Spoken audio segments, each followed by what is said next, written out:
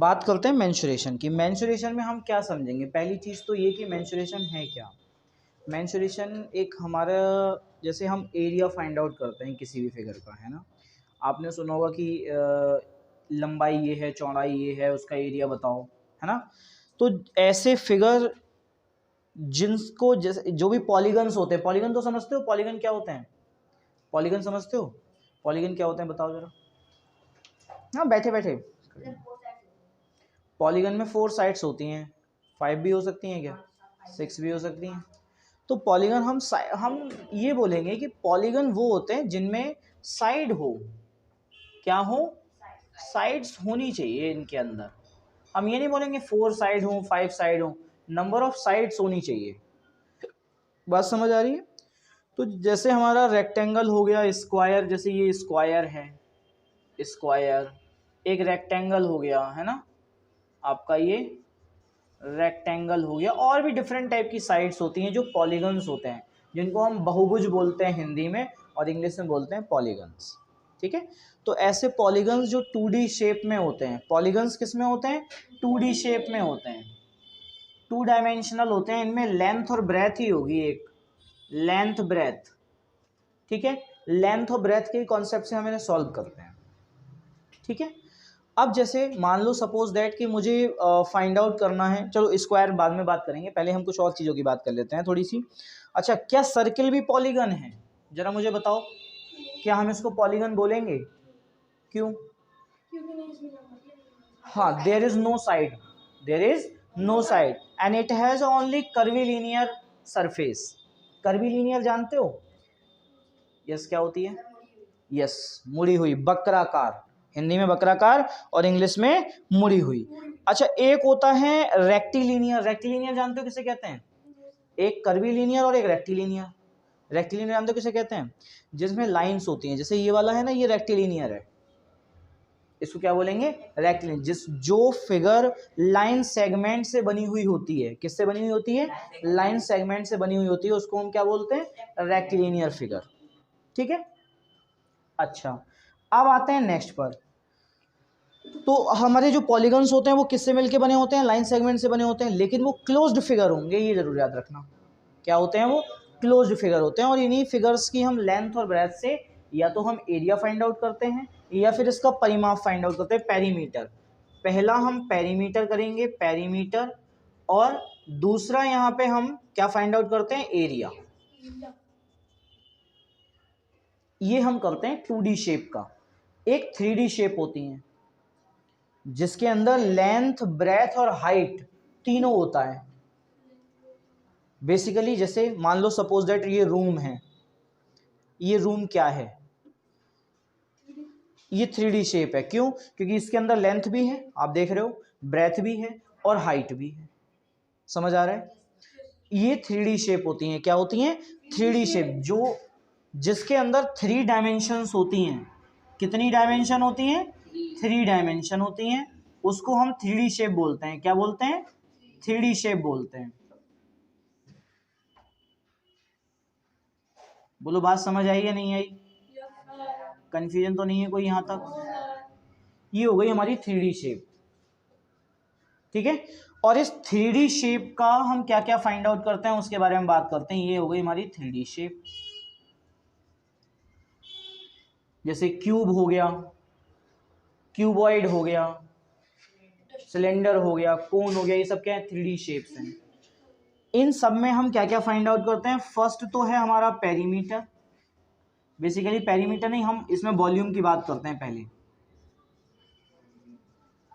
Volume find out करते हैं, और इनका एरिया भी फाइंड आउट कर सकते हैं, but surface area find out करते हैं। कैसे? जैसे मान लो मैं एक बॉक्स ले लूं, ये वाला बॉक्स समझा देता हूं। इस बॉक्स से जैसे ध्यान से देखो, ये बॉक्स है, ये कैसा बॉक्स है? ये क्यूबॉइडल बॉक्स है ना, क्यूबॉइडल बॉक्स है। इस क्यूबॉइडल बॉक्स में देखो, ये हाइट है, ये इसकी लेंथ है, ये इसकी ब्रेथ है, ये इसकी ब्रेथ है, यही है इसमें।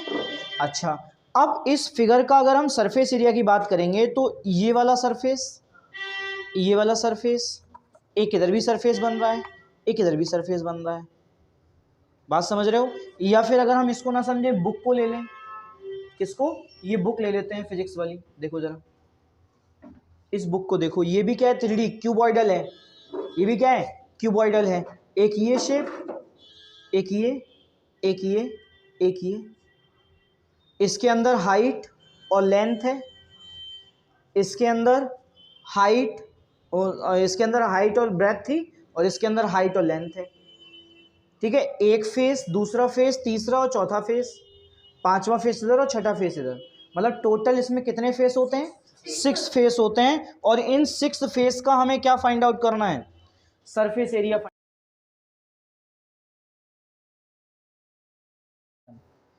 वॉल्यूम मतलब आयतन। अब यहाँ पे हम पेरीमीटर की बात करते हैं। तो किसी भी फिगर का अगर पेरीमीटर फाइंड आउट करना हो तो सिंपल केस है, उसकी जो जितनी भी भुजाएं हैं, जितनी साइड्स हैं, उन साइड का सम कर दीजिए।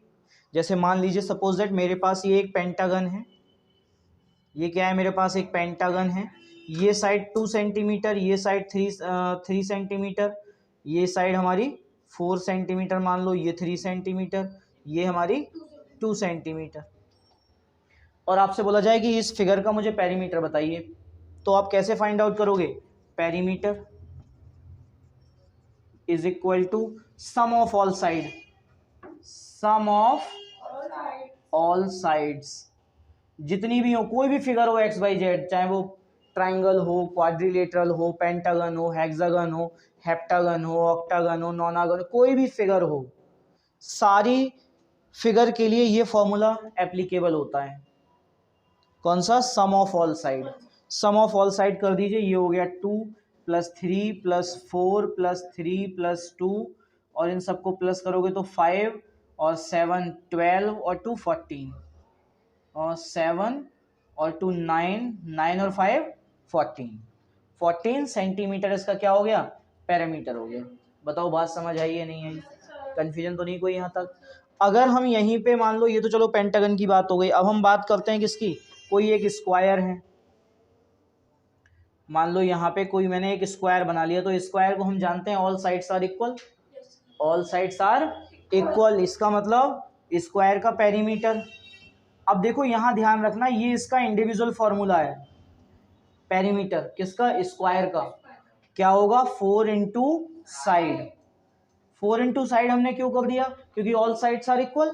और अगर हम सम करेंगे तो साइड 1 मान लो, और ये मैं लिख लूँ x, ये दूसरा x, ये x और ये x, तो ये टोटल कितना बनेगा?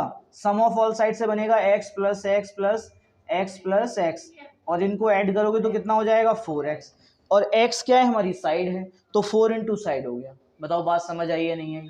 कंफ्यूजन तो नहीं है? क्लियर है ना? ऐसा तो नहीं लग रहा है फ्री में पढ़ रहे हैं तो कोई समझा नहीं रहे सर? प्रॉपर मज़ा आ रहा है ना समझने में? वेरी गुड, बहुत बढ़िया। अब हम इसके बाद के कॉन्सेप्ट पर आते हैं। ये तो हमारा पूरा क्लियर हो गया होगा, यहाँ तक का कोई कंफ्यूजन तो नहीं है यहाँ तक? चलिए अब हम एक और देखते हैं, एरिया के लिए फाइंड आउट करेंगे। ये तो हमने पैरामीटर का कॉन्सेप्ट बता दिया। अब बात करते हैं हम किसकी? एरिया की।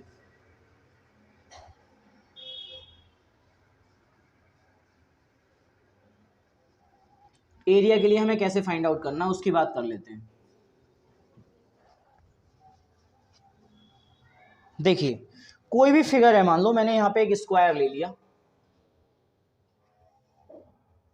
ये मेरे पास है A B C and D, ये मेरे पास ABCD कोई एक फिगर है, और ये मेरा स्क्वायर है। क्या है ये? स्क्वायर। स्क्वायर समझते हो? वर्ग कहते हैं, ठीक है, स्क्वायर है। और अब यहाँ पे मुझे क्या करना है? एरिया फाइंड आउट करना है। तो एरिया के लिए स्क्वायर का फॉर्मूला क्या होता है भाई? एक कॉमन फॉर्मूला है। अगर हम बात करें किसी एक फिगर की, एक नॉर्मल फिगर ले लेते हैं रेक्टेंगल, तो रेक्टेंगल का अगर हमें एरिया फाइंड आउट करना हो तो इसका फॉर्मूला होता है length into breadth, length into breadth, ये एरिया फाइंड आउट करने का फॉर्मूला है। अगर मैं इसी फॉर्मूले को इस पर अप्लाई करूं, अगर मान लो ये लेंथ है, क्योंकि स्क्वायर की ऑल साइड्स आर इक्वल, सारी साइड इक्वल होती हैं, तो जब ये एल है तो ये भी एल हो गई, और अगर मैं इसको एक्स मान लूं तो ये भी एक्स हो जाएगी। बोलो बात समझ आई है नहीं आई? और हमारा फॉर्मूला क्या होता है? Length into breadth. ये ऑलरेडी हमने, ये क्या है? हमारी ब्रेथ है, ये हमारी ब्रेथ है। वैल्यू अप्लाई कर दीजिए, ये हो गया x, l की जगह x, और b की जगह भी क्या हो गया? x। बताओ बात तो समझ आई, कंफ्यूजन तो नहीं है कोई, क्लियर है ना विनय, क्लियर है ना, वेरी गुड। अब देखो यहाँ पे हो जाएगा हमारा x और ये दोनों को मल्टीप्लाई में मैंने आपको पहले ही बताया था, क्या बताया था कि मल्टीप्लाई में हमेशा पावर प्लस होती हैं। और समझ आ रहा है वेरिएबल्स की, जैसे अगर मान लो x की मल्टीप्लाई मुझे x से करनी है तो इसकी पावर 1 है, इसकी पावर 1 है, इसका मतलब 1 + 1 होगा और ये हो जाएगा x की पावर 2। बात समझ आई। लेकिन अगर यहीं पे चेंज हो जाए कॉन्सेप्ट, x + x हो जाए, तब उस केस में क्या होगा। अब यहां पे हम बात करते हैं x + x की, तो इस केस में पावर प्लस नहीं होंगी, इस केस में कोफिशिएंट प्लस होंगे। कौन कौन से, एक ये वाला कोफिशिएंट, एक ये वाला कोफिशिएंट, ये 1 और ये 1 दोनों मिला के कितना हो गया 2x। बात समझ आ गई।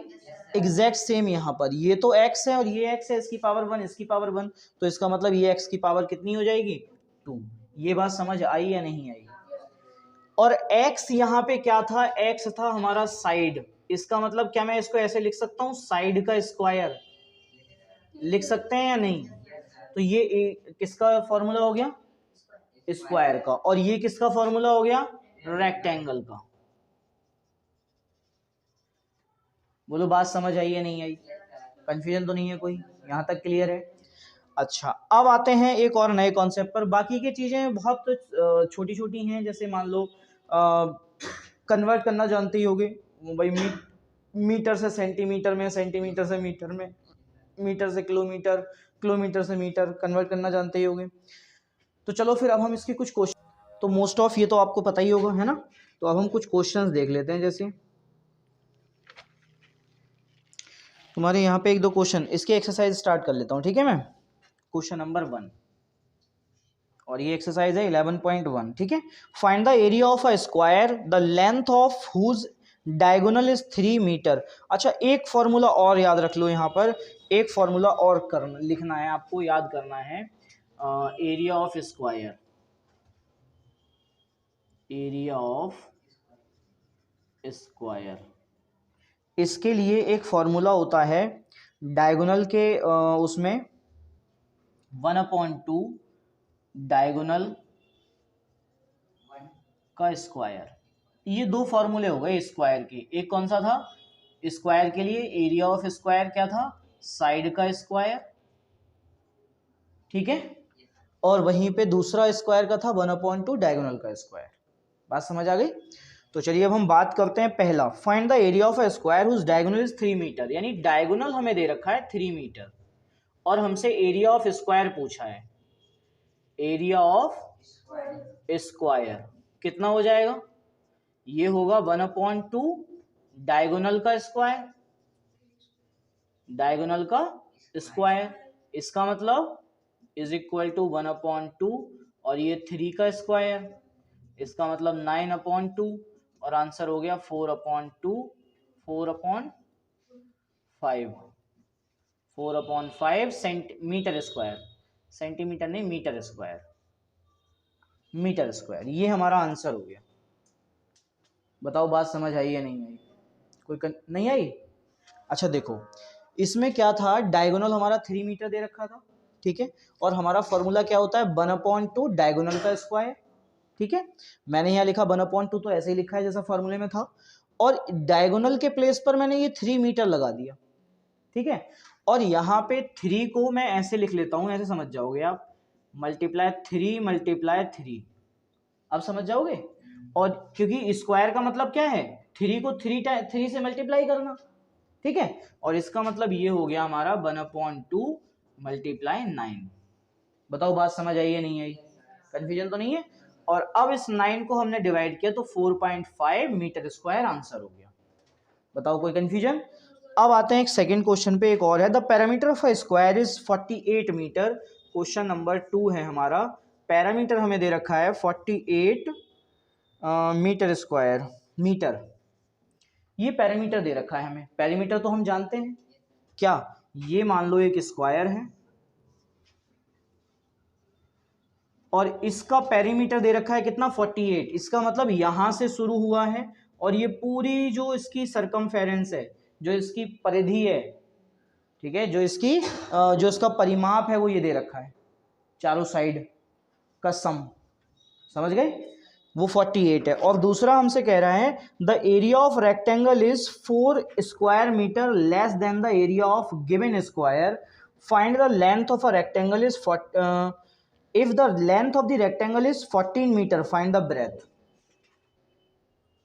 उसने ये बोला कि भाई जो हमारा ये स्क्वायर है ना, इस स्क्वायर का एक एरिया है, इस स्क्वायर का एक एरिया है, और उस एरिया से 4 मीटर स्क्वायर ज्यादा एरिया रेक्टेंगल का है। यानी यहां पे एक दूसरा हमारे पास ये रेक्टेंगल है, और इसका एरिया अगर ए है तो इसका area A plus 4 metre square है।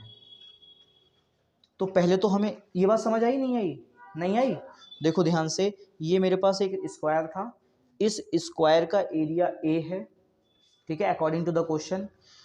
तो जो हमारा रेक्टेंगल है एक दूसरा रेक्टेंगल है, और इस रेक्टेंगल का एरिया स्क्वायर के एरिया से 4 मीटर स्क्वायर ज्यादा है।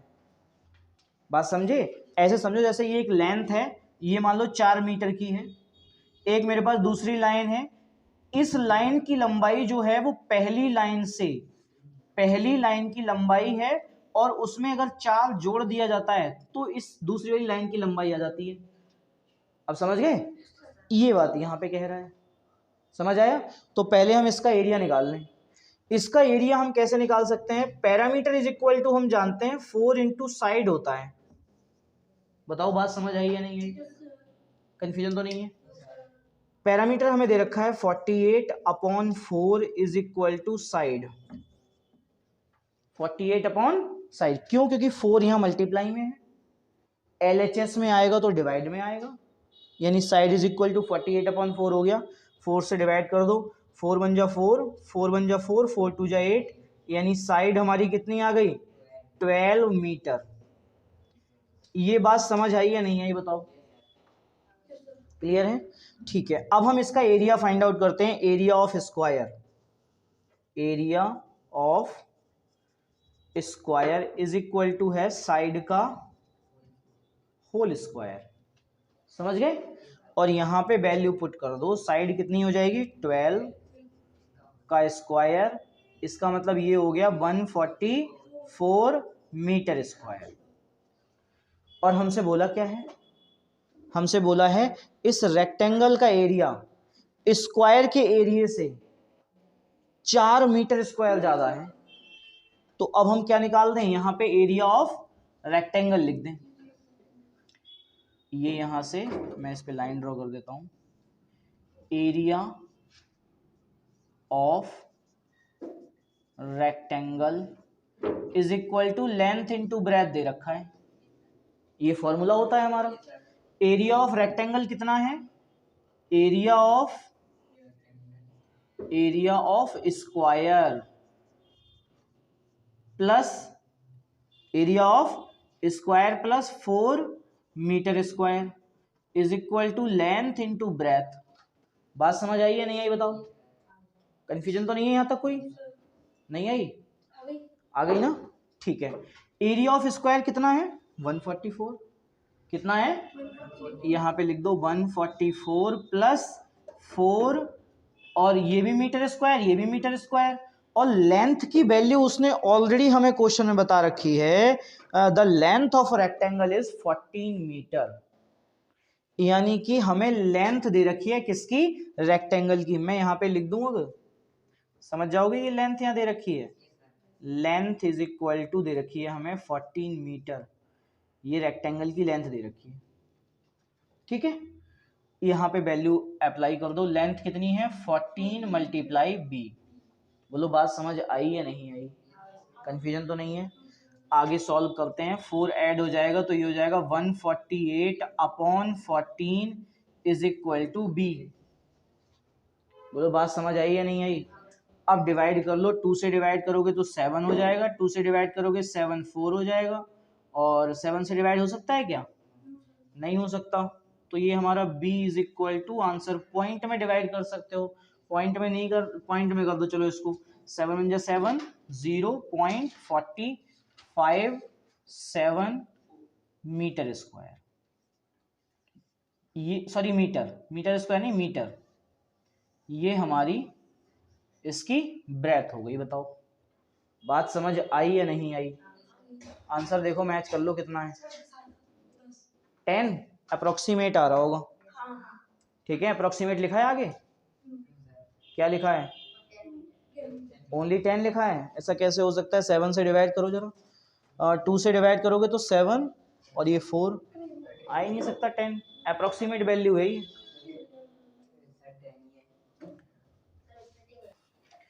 The area of a floor of a rectangle hall of length 40 metre, यानी रेक्टेंगुलर फ्लोर आपका वो है फ्लोर, रेक्टेंगुलर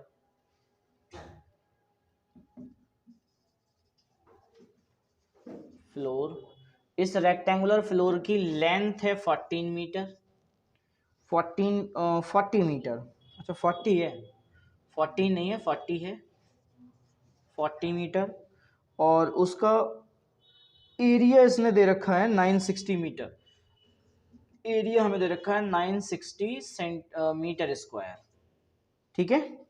और हमसे carpet of size 6 metre by 4 metre are available, find how many carpets are required to cover the hall.